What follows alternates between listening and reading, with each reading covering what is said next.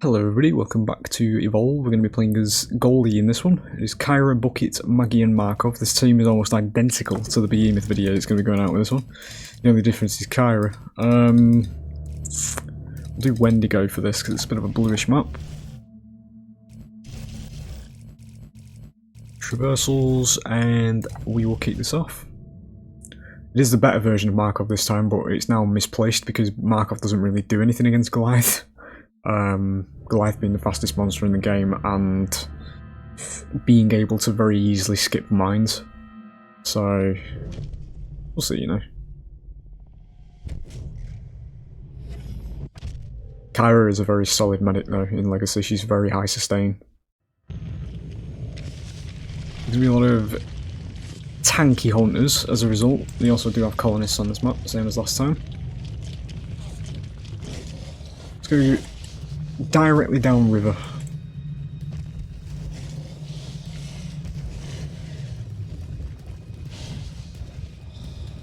was going to say it was a stealth option as well because your footprints don't appear in water. So if I walk on land, I'll show you. See, footprints. No footprints. Wash those feet, kids. Get some free corpses. So as always, we're looking to get out of stage 1 as quickly as possible, our weakest form, as a juvenile. There's a corpse over there. It's usually, yeah, there is some wildlife here as well. Ooh, we get move speed, which is very nice indeed. We're alerting a lot of birds though. Fuck right off.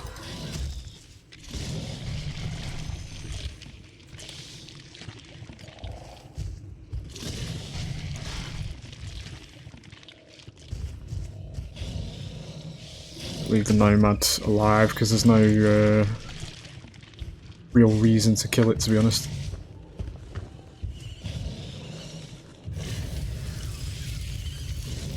Fucking birds are getting alerted everywhere. There is traversals.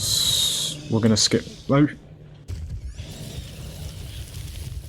If I had to pick, because move speed and traversal is basically the same thing. They both achieved similar things. So on Goliath, I would say that move speed is just better because his base traversal regen isn't problematic anyway.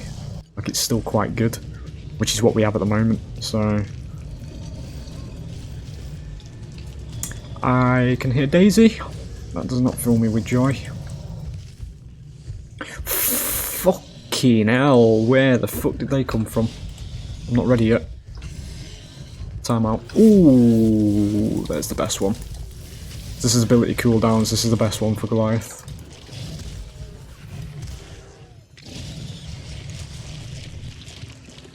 Decided to eat the one that isn't the buff twice in a row. Okay. So I guess... Right, okay, we're all stupid, because you could have easily stopped me from eating that.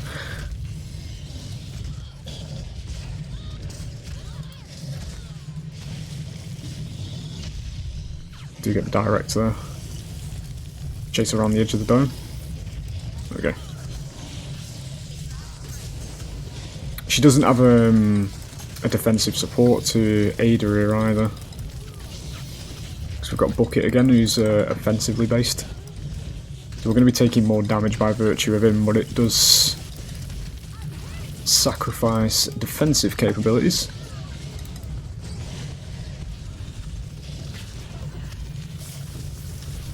Just get rid of that mine. You can heal from range as well, like that.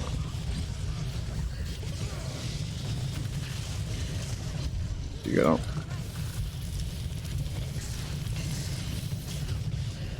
Didn't tag him with that. We're going to get out because I'm going to lose too much HP here.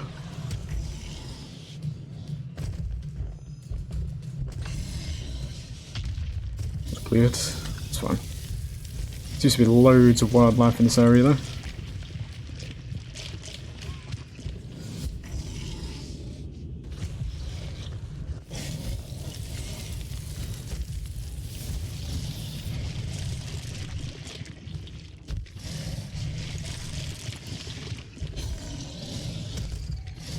We are going to go in again here.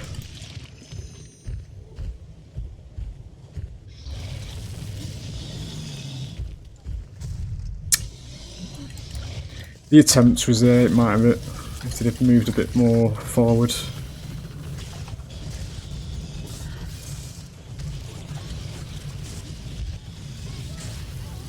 Fucking Megamouth just literally spawned right in front of us all. We do get Bucket down there, now we need to go for Mags.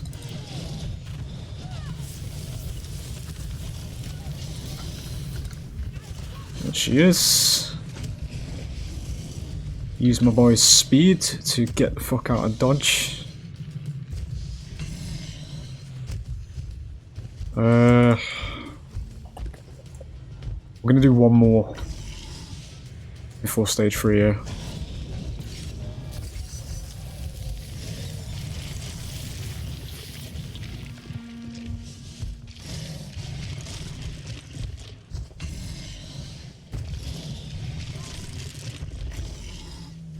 Get a little bit more first. Kill that nomad.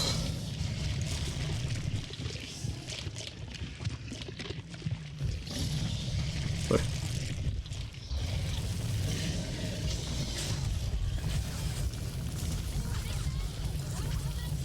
Shit.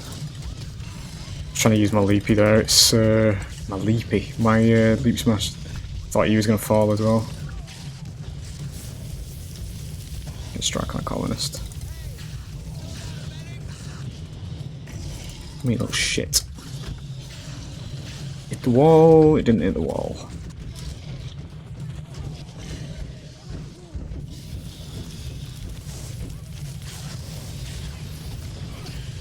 Where is she? There.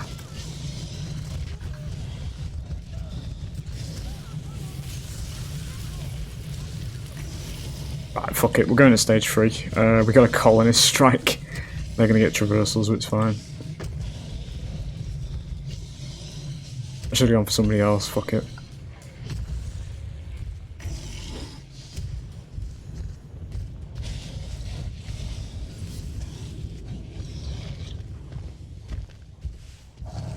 Grab it here. So we're now going up to stage 3. This is the monster power spike. The true power roll, how it is done in video games. Take note if you're a developer.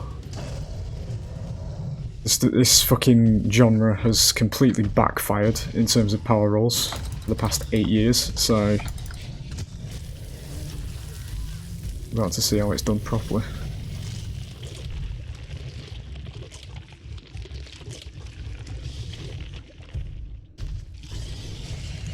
I will die on the hill when I say that I do think the only thing DBD has done right in the past 8 years is terror radius themes and how that works in the actual gameplay.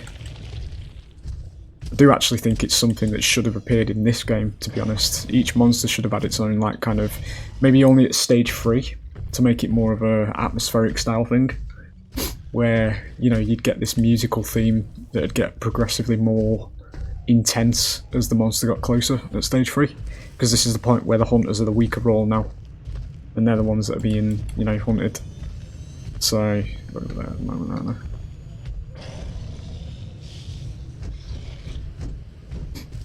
Yeah.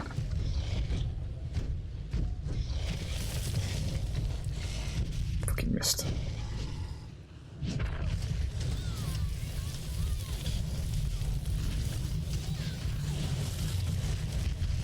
Yeah, we're doing massive amounts of damage now. We've got loads of HP because we've reached who we truly are.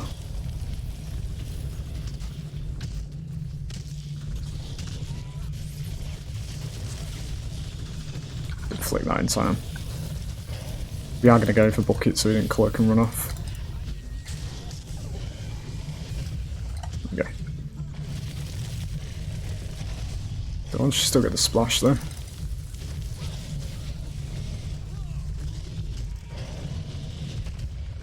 Colonists do permanently die when you get rid of them.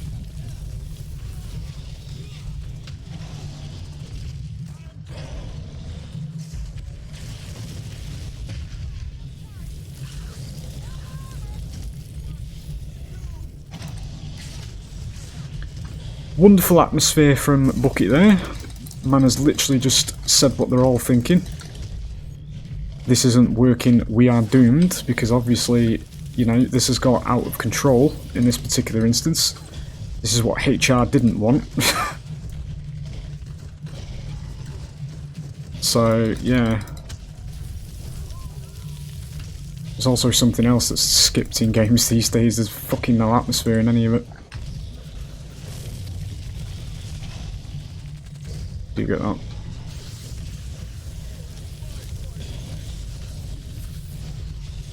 They do get another wave here, so we'll down Markov and then maybe get out for a restart. I know, actually. But now about this. I mean, actually, yeah, because we can kill Maggie very easily here, so we don't have to worry about a dome.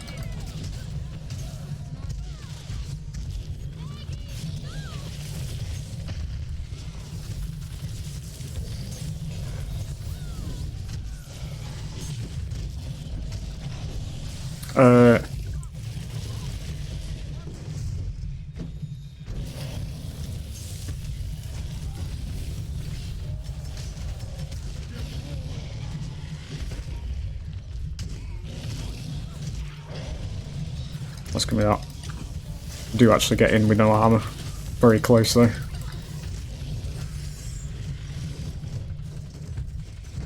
Injured animations at the end as well.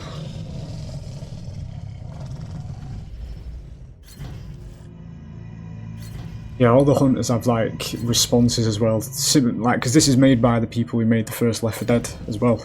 And the survivors in Left 4 Dead do that. When a survivor dies, you get the reactions, that kind of thing. Adds to the atmosphere.